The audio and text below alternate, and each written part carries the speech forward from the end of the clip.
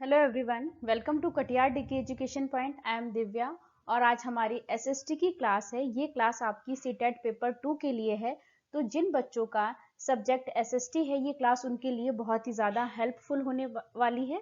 और इसमें क्या होता है, आपको 6 क्लास से लेकर के 8th क्लास तक की एसएसटी को पढ़ना होता है, जिसमें आपकी हिस्ट्री, ज्योग्राफी और पॉलिटी तीनों चीज़ें कवर हो जाती हैं। ये आपकी 3 ही बुक्स हैं। तो 6 की हिस्ट्री, ज्योग्राफी, पॉलिटी, ऐसी 7th की हिस्ट्री, ज्योग्राफी, पॉलिटी और 8th क्लास की हिस्ट्री, ज्योग्राफी और पॉलिटी आपको करनी होती है। तो चलिए अपनी क्लास को शुरू करते हैं। आज जो हम कर रहे हैं वो क्लास 6 की हिस्ट्री की बुक हमने शुरू की है। तो आज आपका पहला चैप्टर है इसमें प्रारंभिक कथन। कब, क्या, कैसे और कहाँ, हम इसके बारे में पढ़ेंगे। तो चलिए शुरू करते हैं अपनी क्लास को। प्रारंभिक कथन, क्या, कब, कहाँ और कैसे, ये आपका चैप्टर 1 है। इसमें क्या है बेटा, इस पूरे चैप्टर में आपको कब, क्या, कहाँ और कैसे पता चल रहा होगा कि किस चीज के बारे में बात की गई है। एक बच्ची है रसीदा, जिसका सवाल है। रसीदा जो है, उसके सवाल से ही आपके इस चैप्टर की शुरुआत होती है। रशीदा नाम की एक बच्ची है जो क्या न्यूज़पेपर पढ़ रही थी, तो अचानक से उसकी नजर एक सुर्खी पर पड़ती है जहां लिखा था 100 साल पहले। तो वो सोचने लगी कि कोई कैसे जान सकता है कि इतने वर्ष पहले क्या हुआ था। ये देख रहे हैं आप, ये बच्ची है, ये सेम आपके एनसीईआरटी में ऐसे ही पिक्चर दी हुई है। तो ये बच्ची जब पेपर पढ़ रही थी तो इसको लगा कि हम कैसे जान सकते हैं कि इतने साल पहले क्या हुआ था, कैसे पता लगाएं। यह जानने के लिए कि कल क्या हुआ था, तुम रेडियो सुन सकते हो, टेलीविजन देख सकते हो या फिर न्यूज़पेपर पढ़ सकते हो। बिल्कुल सही बात है, आपके घरों में सब, मेरे घर में सभी लोग क्या करते हैं, न्यूज़पेपर पढ़ते हैं। तो उससे क्या आपको सारी खबर मिल जाती है। टीवी पे न्यूज़ सुन लेते हैं, और जिनके यहाँ टीवी नहीं है वो क्या करते हैं, रेडियो पर न्यूज़ सुन लेते हैं। तो हमें पता चल जाता है कि कल क्या हुआ था। लेकिन पिछले सालों में क्या हुआ था, ये कैसे जानते हैं हम? ये जानने के लिए हम किसी ऐसे व्यक्ति से बात कर लेते हैं जिसकी स्मृति बहुत अच्छी होती है, जिसको याद रहता है। जैसे कुछ लोग होते हैं जिनको याद रहता है कि पिछले साल बारिश कम हुई थी या ज्यादा हुई थी, पिछले साल गर्मी ज्यादा हुई थी या कम हुई थी, या पिछले साल ठंड बहुत ज्यादा हुई थी या कम हुई थी। ये सारी बातें उनको याद रहती हैं। लेकिन बहुत पहले क्या हुआ था, इसको कैसे जाना जा सकता है ना? अब यहाँ पे ये क्या है, ये सवाल है कि जो बहुत पहले हुआ था उसको कैसे जाना जा सकता है। तो आगे बढ़ेंगे हम। अतीत के बारे में हम क्या जान सकते हैं? अतीत के बारे में हम बहुत कुछ जान सकते हैं, जैसे कि लोग क्या खाते थे, कैसे कपड़े पहनते थे और किस तरीके के घरों में रहते थे। हम शिकारियों, शिकारी मतलब आखेटकों, है ना, आखेटकों को ही शिकारी कहा जाता है। हम शिकारियों, पशुपालकों, कृषकों, शासकों, व्यापारियों, पुरोहितों, शिल्पकारों, कलाकारों और संगीतकारों या फिर वैज्ञानिकों के जीवन के बारे में भी जानकारी हासिल कर सकते हैं। यही नहीं, हम ये भी पता कर सकते हैं कि उस समय के बच्चे कौन कौन से खेल खेलते थे, कौन कौन सी कहानियां सुनते थे, कौन कौन से नाटक देखा करते थे और कौन कौन से गीत गाते थे। अब आज के बच्चे तो आपको पता है, सारे बच्चे मोबाइल में गेम खेलते हैं, कुछ बच्चे क्रिकेट भी खेलते हैं, कुछ फुटबॉल खेलते होंगे, है ना, कुछ बच्चे लूडो खेलना पसंद करते हैं। तो पंचतंत्र की कहानियां, जो स्टोरी बुक है, बच्चे स्टोरी पढ़ते रहते हैं, है ना। गाने तो बहुत ही सुनते हैं, सारे ही बच्चे गाने सुनते हैं। तो अब का तो हमें पता है, लेकिन उस समय की भी हम जानकारी निकाल सकते हैं। आगे बढ़ेंगे हम इसमें। लोग कहाँ रहते थे? अब ये क्या है कि लोग कहाँ रहते थे। मानचित्र 1 में नर्मदा नदी का पता लगाओ, है ना। अब ये है आपकी बेटा नर्मदा नदी, ठीक है। कई लाख वर्ष पहले से लोग इस नदी के तट पर रह रहे हैं। यहाँ रहने वाले आरंभिक लोगों में से कुशल संग्राहक थे। संग्राहक क्या, जो चीजों को कलेक्ट करके संग्रह कर लेते थे, जो आसपास के जंगलों की विशाल संपदा से परिचित थे। वे अपने भोजन के लिए जड़ों, फलों और जंगल से अन्य उत्पादों का संग्रह किया करते थे। वे जानवरों का आखेट भी किया करते थे, मतलब शिकार भी किया करते थे। अब ये है आपकी नर्मदा नदी। जो आपकी नर्मदा नदी है बेटा, ये आपकी किस में मिलती है? नर्मदा नदी जो आपकी है, ये मध्य प्रदेश, गुजरात और महाराष्ट्र के कुछ हिस्सों से होकर गुजरती है ना। नर्मदा नदी आपकी जो है वो पूर्व से पश्चिम दिशा की ओर बहती है और किसमें, अरब सागर में जाके मिल जाती है। ये इमेज में आप देख रहे हैं, ये है आपका अरब सागर और ये है नर्मदा नदी। तो ये आपको क्लियर हो गया कि नर्मदा नदी जो है आपकी मध्य प्रदेश, महाराष्ट्र, गुजरात इन 3 राज्यों से होकर बहती है और ये कहाँ अरब सागर में जाकर के मिल जाती है। अब जो नर्मदा नदी है बेटा आपकी, अगली साइड पे इसको समझेंगे। ये देखिए यहाँ पे नर्मदा नदी ये है आपकी, है ना, और ये क्या है, विंध्याचल की पहाड़ियां, और ये क्या है, सतपुरा की पहाड़ियां। तो जो नर्मदा नदी है वो विंध्याचल पर्वतमाला और सतपुरा पर्वतमाला के बीच से होकर बहती है ना। तो ये आपको दिख रहा होगा, ये है नर्मदा नदी, ये है विंध्य की पहाड़ियां और ये है सतपुरा।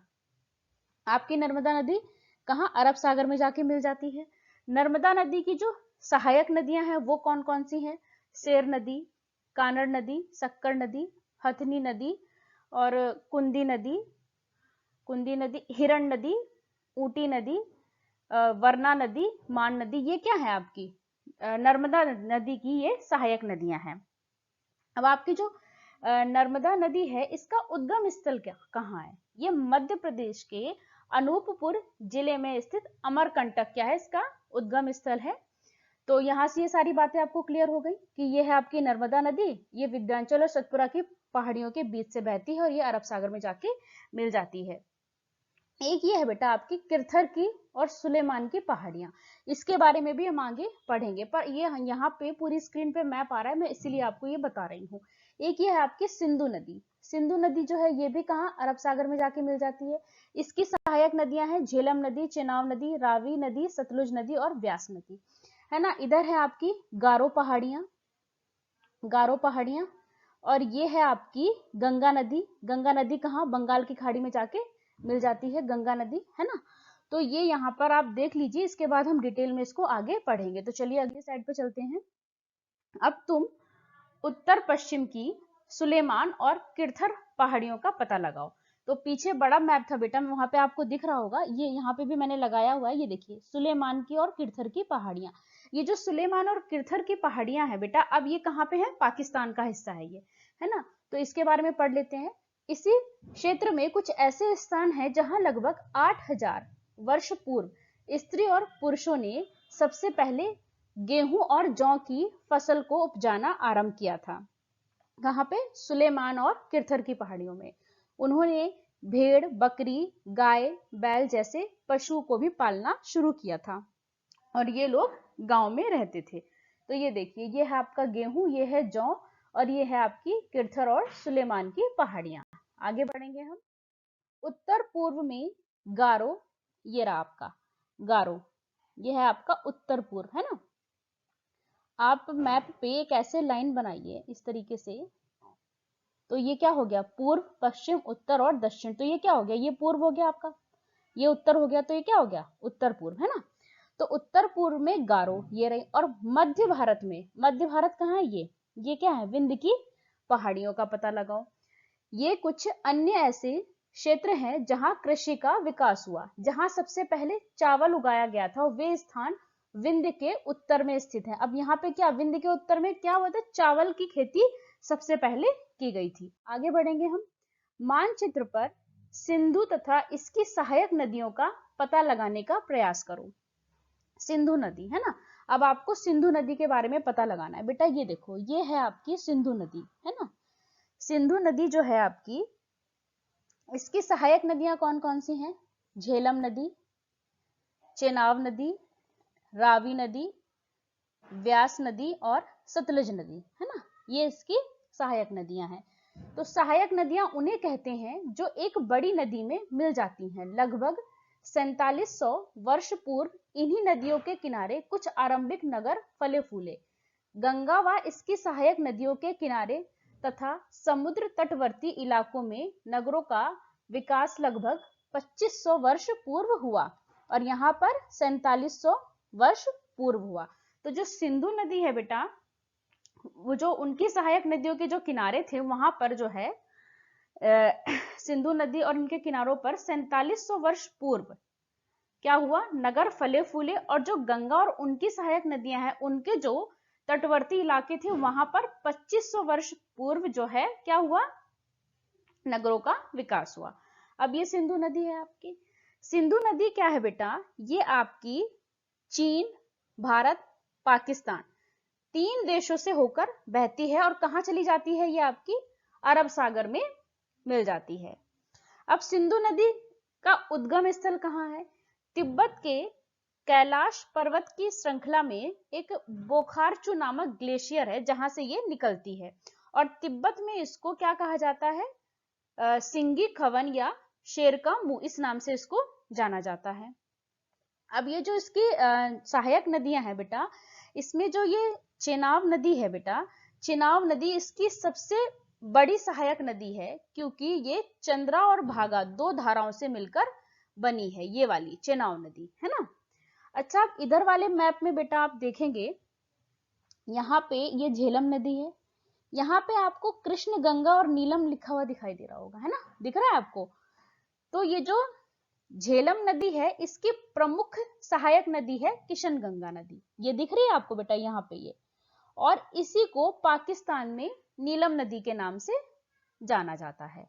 तो ये आपको दिख रहा होगा यहाँ पे मैप में, ये सिंधु नदी की सहायक नदियां हैं, है ना। आगे बढ़ेंगे हम।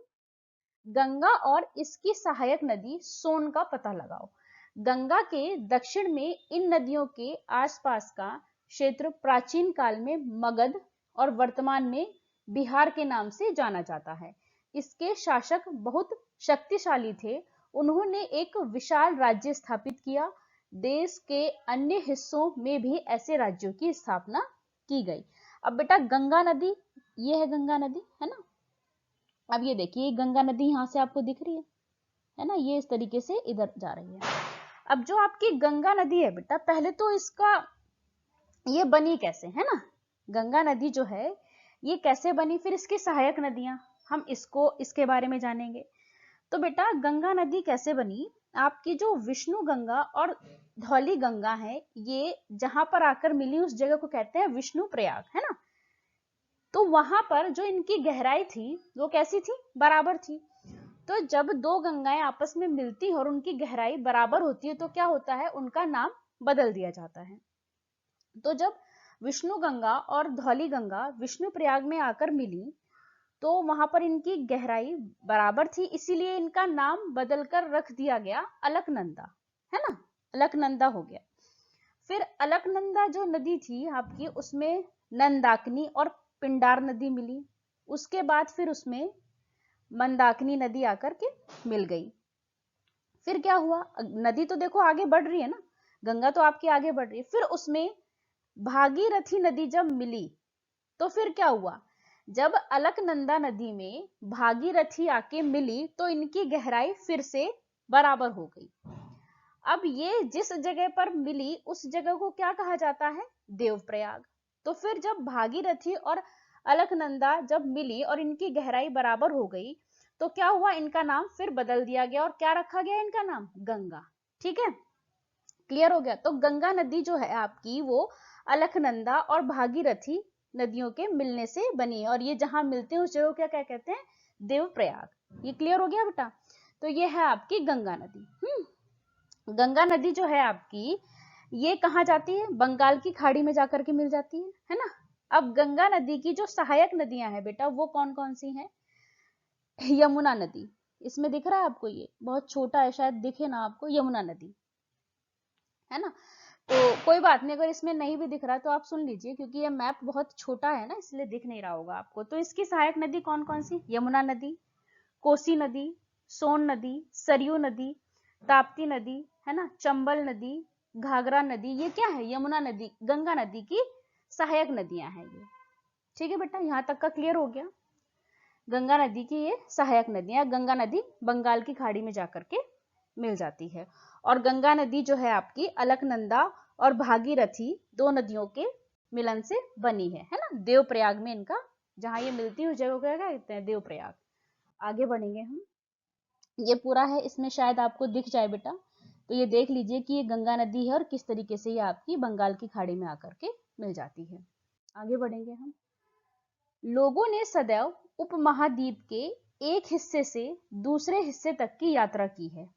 कभी कभी हिमालय जैसे ऊंचे पर्वतों, पहाड़ियों, रेगिस्तान, नदियों, समुद्रों के कारण यात्रा जोखिम भरी होती थी, फिर भी ये यात्रा उनके लिए असंभव नहीं थी।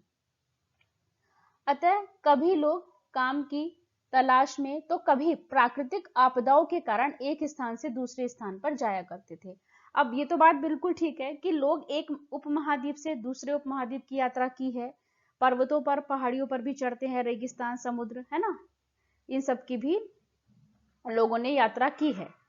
कई बार प्राकृतिक आपदाएं आ जाती हैं तो लोगों को एक स्थान से दूसरे स्थान पर जाना पड़ता है। कभी कभी जो आपकी सेनाएं होती हैं वो क्या करती हैं, दूसरे क्षेत्र पर विजय हासिल करने के लिए चली जाती हैं। इसके अतिरिक्त जो व्यापारी होते बेटा वो क्या करते हैं, अपने काफिले के साथ जहाज में अपना सामान रख करके एक स्थान से दूसरे स्थान पर जाते हैं। जो धार्मिक गुरु होते हैं वो क्या करते हैं, धर्म की शिक्षा और सलाह देने के लिए एक गांव से दूसरे गांव, एक कस्बे से दूसरे कस्बे तक जाते हैं। और कुछ नए लोग और रोचक स्थानों की, तो कुछ लोग जो है नए और रोचक स्थानों की खोज की चाह में, उत्सुकता होती है ना लोगों के अंदर कि देखें वहां कैसा है, वहां पर क्या है, नया खोजने की, तो उसलिए एक स्थान से दूसरे स्थान पर जाते हैं। इन सभी यात्राओं से लोगों को एक दूसरे के विचारों को जानने का अवसर मिलता है। अब आप ही एक जगह पे रह रहे हैं, आप कहीं और चले गए दूसरी जगह पे, तो देखेंगे आप अपने इंडिया में ही आप देख लीजिए तो क्या होता है कि हर जगह की मतलब संस्कृति भी कुछ जगह अलग है ना, भाषा भी अलग है। तो क्या होता है, अब आप कहीं और चले गए तो आप क्या वहां के कल्चर को सीखेंगे, वहां की लैंग्वेज सीख जाएंगे, और कोई इधर आपके क्षेत्र में आ जाता है तो वो आपका कल्चर जानेगा, है ना, आपकी भाषा को सीख जाएगा। ये इंडिया में ही बता रही हूँ मैं, कितनी डाइवर्सिटी है हमारे यहाँ, है ना। तो ये तो मतलब उपमहाद्वीप की बात कर रहे हैं, है ना, ये तो अलग ही हो गया। तो वहां तो कितना सोचो आप, कितनी विविधता होगी, कितने अलग अलग विचार होंगे लोगों के, अलग अलग कल्चर होगा उनका, है ना। अब आगे बढ़ते हैं हम। आज लोग यात्राएं क्यों करते हैं, एक बार फिर से मानचित्र को देखो। पहाड़ियां, पर्वत और समुद्र इस उपमहाद्वीप की प्राकृतिक सीमा का निर्माण करते हैं। बिल्कुल सही बात है। हालांकि लोगों के लिए इन सीमाओं को पार करना आसान नहीं था। जिन्होंने ऐसा चाहा वे ऐसा कर सके। वे पर्वत की ऊंचाइयों को छू सके तथा समुद्र की गहराइयों को भी पार कर सके। उपमहाद्वीप के बाहर से कुछ लोग यहाँ आए और यहीं बस गए। लोगों के इस आवागमन ने हमारी सांस्कृतिक परंपराओं को क्या किया, समृद्ध कर दिया। कई सौ वर्षों से लोग पत्थरों को तराशने, संगीत रचने, यहाँ तक कि भोजन बनाने के नए तरीकों के बारे में एक दूसरे के विचारों को अपनाते हैं, है ना, अपनाते हैं या नहीं। आपने देखा बेटा, गांव में अभी भी जो खाना बनाया जाता है वो कहाँ, चूल्हे पर और बैठ के, नीचे बैठ के, है ना, नीचे बैठ के बनाते हैं ना। बर्तन साफ करते हैं तो भी नीचे बैठ के, आपने देखा होगा गांव में। लेकिन जो शहरों में क्या होता है, खाना बनाएंगे भी खड़े होकर के, सारा खाना बनाते हैं, बर्तन भी खड़े होकर के ही धुलते हैं, देखा है आपने। तो क्या है, ये अलग अलग हो गया ना बिल्कुल ये। तो क्या है, एक दूसरे के विचार जो है वो अपनाते हैं। अब गांव में भी कुछ लोग ने किया है ऐसा कि चलो खड़े होके ही सारे काम करेंगे, लेकिन ज्यादातर गांव में ऐसा ही होता है कि बेटा बैठ के ही खाना बनाया जाता है, चूल्हे पर ही बनाया जाता है, गैस का इस्तेमाल नहीं करते हैं। वो रोटियां जो है वो चूल्हे पर ही बनाते हैं। आगे बढ़ेंगे हम। मानचित्र दक्षिण एशिया। अब ये जो पूरा आपका बेटा है, ये मानचित्र ध्यान से देखेंगे आप। आधुनिक भारत, पाकिस्तान, बांग्लादेश, नेपाल, भूटान और श्रीलंका, अफगानिस्तान, ईरान, चीन, म्यांमार आदि पड़ोसी देशों को दर्शाता है। दक्षिण एशिया एक महाद्वीप से छोटा है, लेकिन अब ये जो दक्षिण एशिया है ये एक महाद्वीप से छोटा है, आप इसको ध्यान से देखेंगे अभी। लेकिन विशालता और बाकी एशिया से, समुद्रों, पहाड़ियों और पर्वतों से बड़े होने के कारण इसे प्राय उप महाद्वीप इसे कहा जाता है। आगे बढ़ेंगे हम। देश के नाम। अपने देश के लिए हम इंडिया तथा भारत जैसे नाम का प्रयोग करते हैं। इंडिया शब्द इंडस से निकला है, जिसे संस्कृत में सिंधु कहा जाता है। अपने एटलस में ईरान और यूनान का पता लगाओ। लगभग 2500 वर्ष पूर्व उत्तर पश्चिम की ओर से आने वाले ईरानियों और यूनानियों ने सिंधु को हिंदोस अथवा इंदोस और इस नदी के पूर्व में स्थित भूमि प्रदेश को इंडिया कहा। भरत नाम का उपयोग उत्तर पश्चिम में रहने वाले लोगों के एक समूह के लिए किया जाता था। इस समूह का उल्लेख संस्कृत की आरंभिक कृति ऋग्वेद में मिलता है। और वो कितनी पुरानी है बेटा? 3500 वर्ष पुरानी। बाद में इसका प्रयोग देश के लिए होने लगा। आगे बढ़ेंगे हम। ताड़ पत्रों से बनी पांडुलिपि का एक पृष्ठ। अब ये क्या है बेटा? ये जो जिस पर ये लिखा है ना, ये ताड़ पत्र है बेटा। यह पांडुलिपि लगभग 1000 वर्ष पहले लिखी गई थी। किताब बनाने के लिए ताड़ के पत्तों को काटकर उनके अलग अलग हिस्सों को एक साथ बांध दिया जाता है। भुर्ज पेड़ की जो छाल होती है वो ऐसी ही पांडुलिपि को, जो भुर्ज पेड़ होता है उसकी जो छाल होती है बेटा, उस पर भी लिखा जाता है ना। तो आप देख सकते हैं ये क्या है, ये ताड़ पत्र पे लिखा हुआ है ना। आगे बढ़ेंगे हम। अतीत के बारे में कैसे जानें? अतीत की जानकारी हम कई तरीके से प्राप्त कर सकते हैं। इनमें से एक तरीका है अतीत में लिखी गई पुस्तकों को ढूंढना और पढ़ना। ये पुस्तकें हाथ से लिखी होने के कारण पांडुलिपि कही जाती थी। अंग्रेजी में पांडुलिपि के लिए प्रयुक्त होने वाला शब्द मैन्यूस्क्रिप्ट है। यह शब्द लैटिन के मेनू से, जिसका अर्थ हाथ है, से निकला। अब मेनू का क्या अर्थ है? हाथ। ये पांडुलिपियां प्राय ताड़ पत्रों, अब ये देख रहे हैं, ये ताड़ पत्र है, ये ताड़ का पेड़ है और इसके पत्ते से, ये देखिए इस पे ये लिखा हुआ है ना, ताड़ पत्रों, है ना। ये देख रहे बेटा, ये जो ये पत्ते हैं इसके, ये ताड़ पत्र है। हिमालय क्षेत्र में उगने वाले भुर्ज नामक पेड़, ये है वो पेड़ जिसकी ये छाल है बेटा, ये है ना। इस पर विशेष तरीके से तैयार भोजपत्र पर लिखी जाती है। ये क्या है? ये है भोजपत्र, क्योंकि ये भुर्ज पेड़ की छाल है तो इसे क्या कहेंगे? भोजपत्र। और ये जो ताड़ का पेड़ है इसके पत्ते को क्या कहेंगे? ताड़ पत्र। और ये जो हाथ से लिखा गया है इसको क्या कहेंगे? पांडुलिपि, जो कि लैटिन शब्द मेनू से बना है जिसका अर्थ हाथ है ना। आगे बढ़ेंगे हम। इतने वर्षों में इनमें से कई पांडुलिपियों को कीड़ों ने खा लिया है और कुछ नष्ट कर दी गई हैं। फिर भी ऐसी कई पांडुलिपियां आज भी उपलब्ध हैं। प्राय ये पांडुलिपियां मंदिरों, विहारों से प्राप्त होती हैं। इन पुस्तकों में जो धार्मिक मान्यताएं हैं, व्यवहार, राजाओं के जीवन, औषधियां और विज्ञान आदि की सभी प्रकार के विषयों जो है चर्चा मिल जाती है।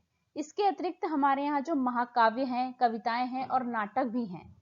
इनमें से कई संस्कृत में लिखे हुए मिलते हैं, जबकि कई अन्य जो हैं वो प्राकृत और तमिल भाषा में मिलते हैं। प्राकृत भाषा का उपयोग आम लोग करते थे। अब ये भी देख रहे हैं आप बेटा, ये भी क्या है? ये ताड़ पत्र पर लिखा हुआ है। आगे बढ़ेंगे। हम अभिलेखों का अध्ययन कर सकते हैं। ऐसे लेख पत्थर अथवा धातु जैसी कठोर सतहों पर उत्कीर्ण किए हुए मिलते थे। अब ये देख रहे हैं आप, ये क्या है? ये पत्थर पर लिखा हुआ और ये धातु पर लिखा हुआ है। कभी कभी शासक अथवा अन्य लोग अपने आदेशों को इस तरह से उत्कीर्ण करवाते थे ताकि लोग उन्हें देख सके, पढ़ सके और उनका पालन कर सके। जबकि अन्य प्रकार के अभिलेख भी मिलते हैं जिनमें राजाओं, रानियों सहित अन्य स्त्री पुरुषों ने अपने कार्यों के विवरण उत्कीर्ण करवाए हैं। उदाहरण के लिए शासक लड़ाइयों में अर्जित विजय का लेखा जोखा रखते थे। लगभग 2250 वर्ष पुराना यह अभिलेख वर्तमान अफगानिस्तान के कंधार से प्राप्त हुआ है। यह अभिलेख अशोक नामक शासक के आदेश पर उत्कीर्ण करवाया गया था। इस शासक के विषय में तुम अध्याय 7 में, अब ये जो बाकी की कहानियां आप चैप्टर 7 में पढ़ेंगे। जब हम कुछ लिखते हैं तब हम किसी लिपि का प्रयोग करते हैं। लिपियां जो हैं अक्षरों और संकेतों से बनी हुई होती हैं। जब हम कुछ बोलते या पढ़ते हैं तब हम भाषा का प्रयोग करते हैं। यह अभिलेख इस क्षेत्र में प्रयुक्त होने वाली यूनानी और अरामेइक नामक दो भिन्न लिपियों और भाषाओं में है। अब आप ये देख रहे हैं बेटा, यहाँ पर जो है 4 लिपियां हैं यहाँ पर, है ना। तो अशोक द्वारा उपयोग की गई जो 4 लिपियां थी बेटा, उसमें ऊपर बाईं तरफ ये क्या है? ब्राह्मी लिपि। फिर ऊपर दाईं तरफ ये क्या है? खरोष्टी लिपि। खरोष्टी लिपि हो गई आपकी। फिर नीचे बाईं तरफ ये है यूनानी लिपि और ये है अरामाइक दाईं तरफ नीचे, है ना। तो ये देख रहे हैं, ये अशोक द्वारा जो है उपयोग की जाने वाली ये 4 लिपियां हैं। आगे बढ़ेंगे हम। बाएं, एक प्राचीन नगर से प्राप्त हुआ पात्र, ये जो देख रहे हैं ये प्राचीन नगर से मिला हुआ एक पात्र है। इस तरह के पात्रों का उपयोग 4700 वर्ष पूर्व होता था। और दाहिने तरफ ये क्या है, चांदी का सिक्का है। तो ये क्या है, पुराना चांदी का सिक्का है। ये देख रहे हैं आप, ये इस तरह के सिक्कों का प्रयोग लगभग 2500 वर्ष पूर्व होता था और हमारे द्वारा आज प्रयोग में लाने वाले सिक्कों से यह सिक्का बिल्कुल भिन्न है। आगे बढ़ेंगे हम। क्या तुम बता सकती हो कि कठोर सतह पर लेख लिखवाने के क्या लाभ थे और ऐसा करवाने में क्या क्या कठिनाइयां आती थी। अब यहाँ पर ये भी एक क्वेश्चन है। तो मतलब जो कठोर सतह पर लेख लिखवाते थे उसके कुछ तो फायदे होते हैं, लेकिन जब उसको लिखते तो उसमें क्या क्या कठिनाइयां आती हैं, है ना। तो अब आगे पढ़ेंगे हम इसमें। इसके अतिरिक्त अन्य कई वस्तुएं अतीत में बनी और प्रयोग में लाई जाती थी। ऐसी वस्तुओं का अध्ययन करने वाला व्यक्ति पुरातत्वविद कहलाता है। पुरातत्वविद जो है आपका पत्थर और ईंट से बनी इमारतों के अवशेषों, चित्रों, मूर्तियों का अध्ययन करते हैं। वे औजारों, हथियारों, बर्तनों, आभूषणों तथा सिक्कों की प्राप्ति के लिए छानबीन और खुदाई करते हैं। इनमें से कुछ वस्तुएं पत्थर, पक्की मिट्टी और कुछ धातु की बनी हो सकती हैं। ऐसे तत्व कठोर तथा जल्दी नष्ट न होने वाले होते हैं। पुरातत्वविद जानवरों, चिड़ियों और मछलियों की हड्डियां ढूंढते हैं। इससे उन्हें यह जानने में मदद मिलती है कि अतीत में लोग क्या खाते थे। ये देख रहे हैं आप, मछली की हड्डियां और ये जानवर की हड्डियां।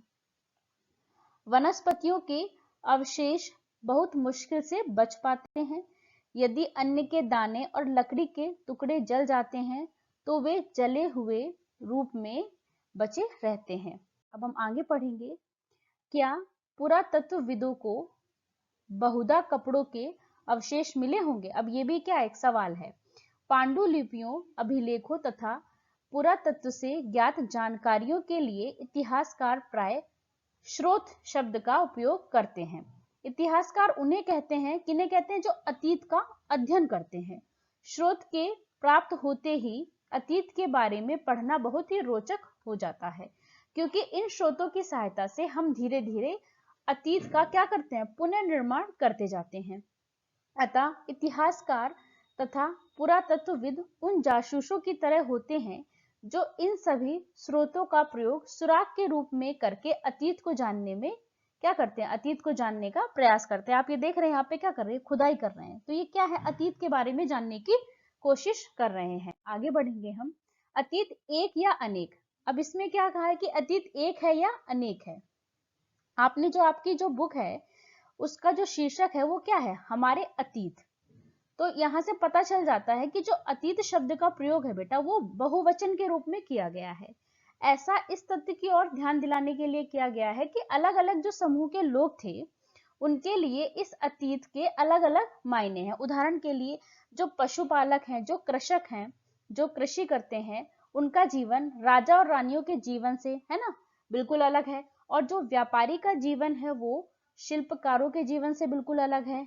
जैसा कि हम आज भी देखते हैं कि उस समय भी देश के अलग अलग हिस्सों में लोग अलग अलग व्यवहार और रीति रिवाजों का पालन करते थे। उदाहरण के लिए आज अंडमान निकोबार जो है, अंडमान द्वीप है, वहां के लोग क्या करते हैं बेटा, मछलियों को पकड़कर खाते हैं। उनका क्या भोजन है, मछलियां, है ना। शिकार करते हैं, फल फूल का संग्रह करते हैं। इसके विपरीत जो लोग शहर में रहते हैं वो लोग क्या करते हैं, खाद्य आपूर्ति के लिए अन्य व्यक्तियों पर निर्भर रहते हैं। इस तरह के भेद जो है हमारे अतीत में भी विद्यमान थे, जैसे अभी हैं यहाँ पे कि अंडमान के लोग क्या करते हैं, मछलियों का शिकार करते हैं, फल फूल का संग्रह करते हैं। और जो लोग शहरों में है वो क्या करते हैं, खाद्य के लिए, खाद्य पूर्ति के लिए अन्य व्यक्तियों पर निर्भर है। तो जो अभी भेद मिलता है वो अतीत में भी विद्यमान था। आगे बढ़ेंगे हम। इसके अतिरिक्त एक अन्य तरह का भेद है कि उस समय शासक अपनी विजय का लेखा जोखा रखते थे। अब जो राजा थे उन्होंने जितने भी युद्ध जीते हैं तो वो क्या जहां जहां विजय हासिल करी है उसका लेखा जोखा रखते थे। यही कारण है कि हम उन शासकों और उनके द्वारा जितनी भी लड़ाइयां लड़ी गई हैं हम उनके बारे में जानकारी हासिल कर लेते हैं। लेकिन जो शिकारी थे, जो मछुआरे थे, जो संग्राहक थे, जो कृषि करने वाले थे या जो पशु पालने वाले जो आम आदमी थे, वो अपने कार्यों का कोई लेखा जोखा नहीं रखते थे। पुरातत्व की सहायता से हमें उनके जीवन को जानने में मदद मिलती है। हालांकि अभी भी इनके बारे में बहुत कुछ जानना शेष है ना। अब आगे बढ़ेंगे हम इसमें। तिथियों का क्या मतलब होता है बेटा? अगर कोई तुमसे कोई तारीख पूछे तो आप क्या बता दोगे? दिन या तारीख पूछे तो आप नॉर्मली कोई डेट बता दोगे, कोई महीना बता दोगे, कोई वर्ष पूछे तो आप 2000 2001 कुछ भी बता दोगे, है ना।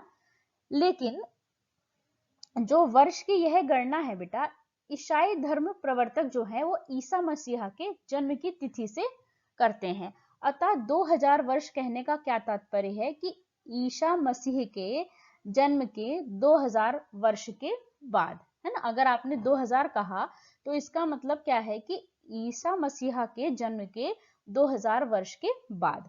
ईसा मसीहा के जन्म के पूर्व की सभी तिथियां जो हैं वो कैसे लिखते हैं हम? ईसा से पूर्व, उनके जन्म से पूर्व की तिथियों को ईसा से पूर्व के रूप में हम जानते हैं। इस पुस्तक में हम 2000 को अपना आरंभिक बिंदु मानते हुए वर्तमान से पूर्व की तिथियों का उल्लेख करेंगे। अब आगे बढ़ेंगे। कुछ महत्वपूर्ण तिथियां हैं बेटा। कृषि का आरंभ 8000 वर्ष पूर्व, सिंधु सभ्यता के प्रथम नगर 4700 वर्ष पूर्व, गंगा घाटी के नगर और मगध का बड़ा राज्य 2500 वर्ष पूर्व, वर्तमान लगभग 2000 वर्ष पूर्व। आगे बढ़ते हैं हम इसमें। अंग्रेजी में बीसी, बीसी का तात्पर्य है बिफोर क्राइस्ट, है ना, या ईसा पूर्व से होता है। कभी कभी आपने तिथियों में एडी, एडी भी लिखा हुआ देखा होगा। इसका मतलब क्या होता है? एनो डोमिनी। ये एनो डोमिनी है ना, ये दो लैटिन शब्दों से मिलकर बना है। इसका तात्पर्य है ईसा मसीहा के जन्म के वर्ष से है ना। कभी कभी एडी की जगह आपको सीई और बीसी की जगह आपको बीसीई का प्रयोग भी मिल जाएगा। तो सीई का अर्थ है कॉमन एरा और बीसीई का अर्थ है बिफोर कॉमन एरा। हम इन शब्दों का प्रयोग इसीलिए करते हैं क्योंकि विश्व के अधिकांश देशों में अब इस कैलेंडर का प्रयोग क्या हो गया? सामान्य हो गया है।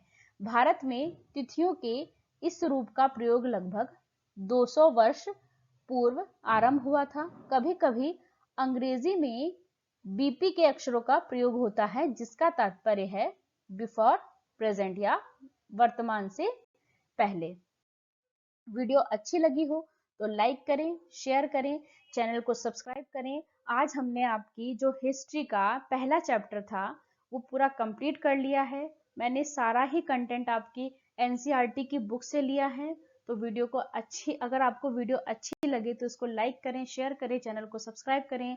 Thanks for watching this video.